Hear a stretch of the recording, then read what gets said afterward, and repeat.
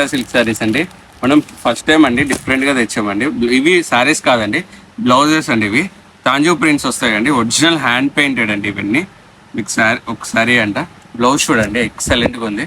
మీకు బ్యాక్ వచ్చేసి ఇలా టెంపుల్ డిజైన్ వస్తుంది. ఇదంతా ఒరిజినల్ పెయింట్ అండి, విత్ స్టోన్స్ వస్తుంది. ఎక్సలెంట్ ఉంది. నెక్ అయితే హై నెక్ వచ్చిందండి.